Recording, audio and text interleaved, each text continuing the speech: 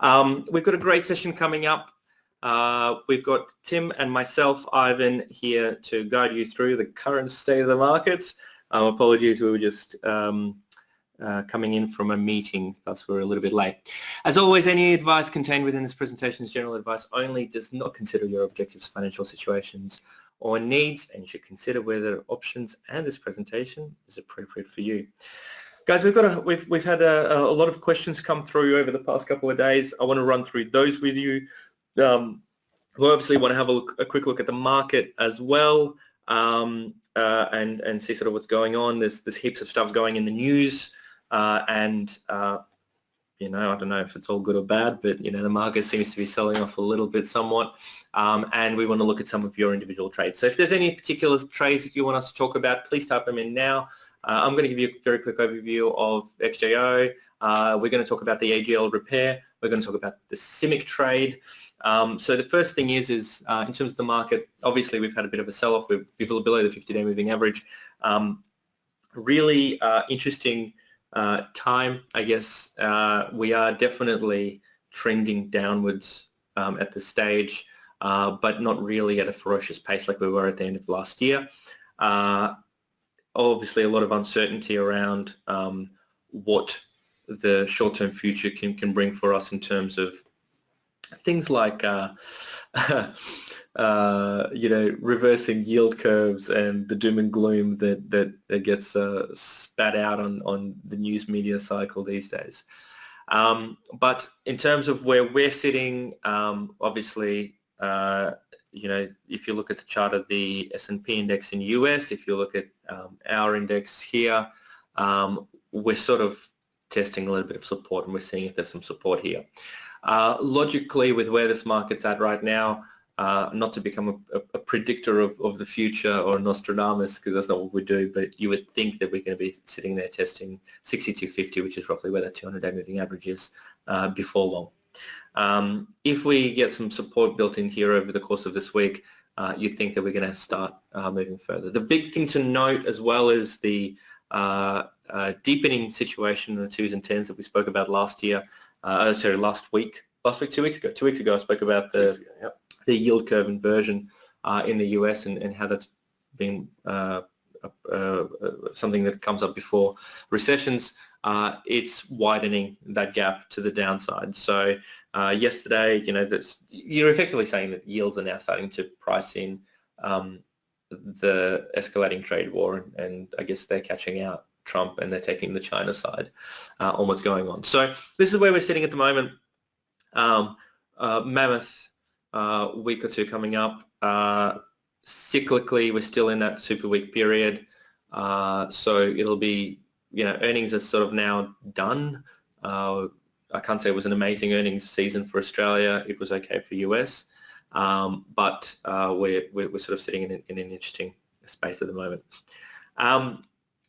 Right, now in terms of some trades, AGL is something that I spoke about. So AGL has been an interesting one, and we obviously, you know, we got into an iron condor, which started off oh so well.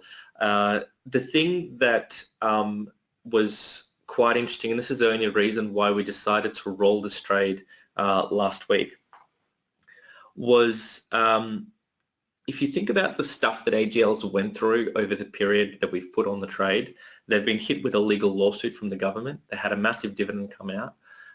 They had an earnings downgrade, poor profit, and they still managed to be roughly around about where we're looking at. So with, you know, and so ultimately we found that, you know, there's you know, there's obviously a fair bit of support around this range. We think that, you know, assuming that the market doesn't completely sell off and die, and that it, you know, it's sort of going to be not going to drag down AGL, which, by the way, typically energy companies are good defensive stocks, so a down move in the market usually means that AGL should outperform. So we're pretty much saying, okay, well, we think it's slightly oversold. So that's sort of the reason as to why we decided to take a view on it. It's an exception to the rule that, you know, we thought at that point in time is the right thing to do, and you know, with how it's sort of founding its base at the moment, it's it's looking okay. I can't say it's looking amazing, that it's, there's no guarantee that it's going to hit 20 and end up being maximum profit for us, but the numbers worked. We paid on average, I think aside from one person in the end, everyone decided to do the roll. On average, we did somewhere around about 8 cents. So, some a little bit higher, some a little bit lower. But we're effectively trying to make 50 cents from that spread. So we'll see how it goes. In terms of Carl, you asked for CTX. There is a CTX Iron Condor that I'm being asked to look at. I'll quickly bring up that. I'm assuming you're talking about that CTX. There's one I think expiring tomorrow, is what Glenn mentioned.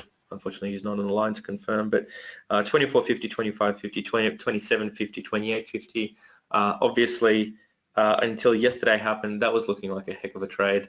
Again, underlying situation in Cortex wasn't very good. The market's obviously completely collapsed on the back of that. Yesterday, I think it was down something like 6.5%. Today, it's down further. Not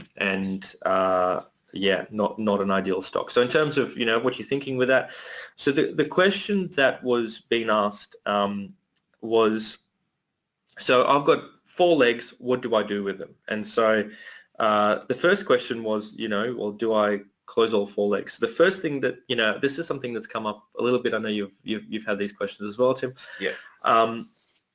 When an Iron Condor goes against you, you will only be closing either 1 leg or 2 legs, depending on how badly it goes against you. So the out of the money, the stuff that, look, if the market falls, for example, your call spread is going to be worthless, and they both expire. There's no brokerage paid on that.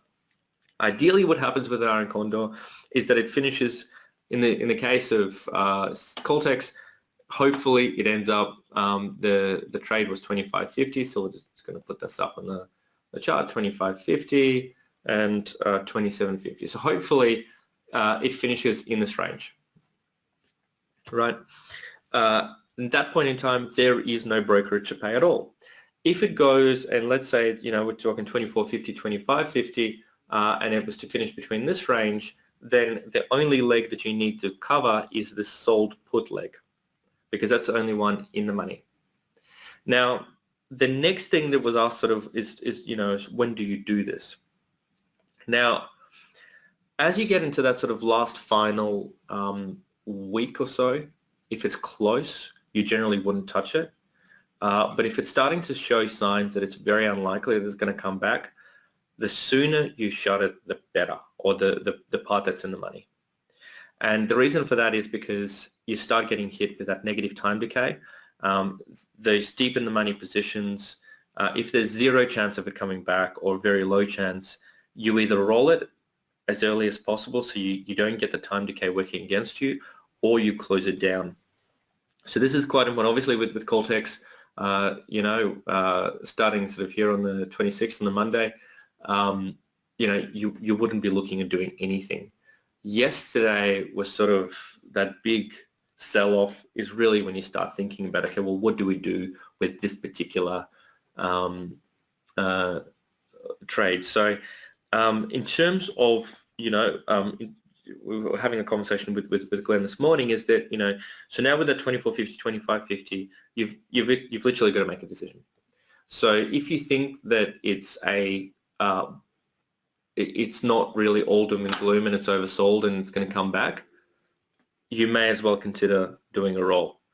The way you calculate the roll is your 24.50, 25.50, that's a $1 spread. So if you're paying, call it 24 cents or so that it was looking at that point in time on the open as to what that spread was, then your maximum upside on that is 75 cents. And that's the easy way to calculate that. So you're effectively saying, I'm going to risk a further 24 cents to make 76 cents out of that spread if it expires above 25.50. So keep in mind at that point in time, if you're doing the roll, you are effectively long, right? If you want to go in and offset it and you're saying, well, I don't think that it's you know, I don't think that it's going to go on and go up too much, then you might consider selling a call spread somewhere around about here. So these are sort of the things that you've then got to start considering when you're doing this kind of trade. So as it goes up, you say, okay, well, maybe 26.50, 27.50 is going to be my new range. I don't think it's going to go up higher than 26.50. You might want to sell a spread there, adding sort of that risk that if it goes up a lot, then you're sort of adding some problems to yourself. But maybe the 26.50, 27.50 cap that you want to put on it, that'll reduce your spread further. And the way that you do this, you go into here, go into the strategy builder, you know, you'll do your roll, and then you put on your call spread manually. And we're getting to some sort of more advanced stuff when it comes to the platform, but it is, I guess, imperative that you guys know how to do this. So it is a call spread, right? And we are a bear call.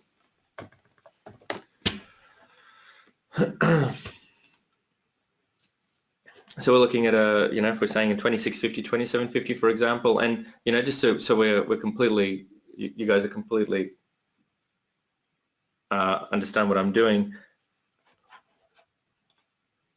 Aside from picking the wrong spread, just so you guys know, what I'm looking at doing is I'm not picking strikes physically. I'm just setting up what these strikes could look like for you.